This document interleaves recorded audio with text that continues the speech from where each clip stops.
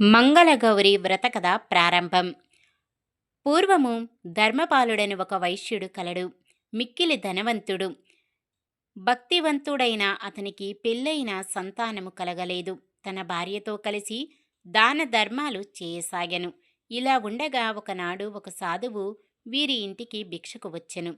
ధర్మపాలుని భార్య వేగమే బంగారు పల్లెములో భిక్ష తీసుకురాగా సాధువు ఆ భిక్ష స్వీకరింపక వెడలిపోసాగెను. కారణము అడగగా పుత్ర పౌత్రులు లేని ఇంట భిక్ష స్వీకరింపరాదని తెలిపి పరమేశ్వరుని గొచ్చి తపమాచరించమని ఉపాయము చెప్పి వెళ్ళెను.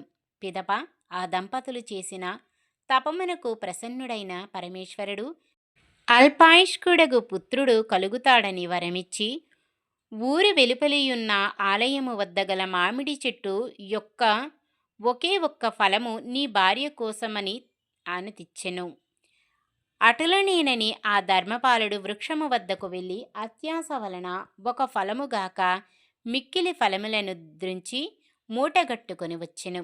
మూట విప్పి చూడా ఒక్క ఫలమే కనిపించగా అది ఏ ప్రాప్తమనుకొని అతని భార్య భుజించి ఆనతి కాలయందు ఒక పుత్రునికు జన్మనిచ్చెను. అతనికి వరదత్తుడు అని నామకరణము చేసి పెంచి పెద్ద చేసిరి. ఒకరోజు తల్లి దుఃఖించుచు ఉండగా కారణమేమిటని వరదత్తుడడిగెను. దానికి ఆ తల్లి అల్పాయర్దాయమును గల విషయమును చెప్పి యమభటులు వచ్చి తీసుకు వెళ్ళెదరని శోకింపసాగెను. ఇది విని తల్లి నేను బ్రతికి ఉండగానే కాశీయాత్ర చేసి వచ్చేదా నని తెలిపి తన మేనమామతో కలిసి కాశీయాత్రకు బయలుదేరెను. మార్గమధ్యమున వారు ప్రతిష్టా నగరమును చేరుకొని ఒక పూదోటలో బస చేసిరి.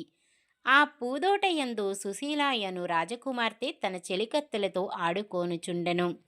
ఆట మధ్యలో తగువులొచ్చి ఒకరినొక్కరు విధవా అని దుర్భాషలాడిరి. అందుకు ఆ సుశీల తన ఇంట మానవతి అయిన తన తల్లి మంగళకరమైన గౌరీ వ్రతము చేసి తనకు వాయనము ఇచ్చింది గావున ఆ వ్రత మహిమ వలన తమ ఇంట వైదవ్యము ఉండదని పలికెను.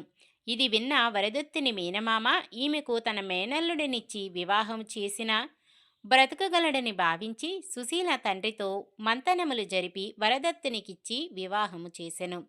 వివాహము జరిగిన రోజు సుశీల మంగళగౌరీదేవిని పూజించెను. ఆ రాత్రి సుశీల స్వప్నమున గౌరీదేవి ప్రత్యక్షమై అద్భుతమైన వరము ప్రసాదించింది. ఆ వరము ఏమిటో తదుపరి భాగంలో తెలుసుకుందాం. తప్పకుండా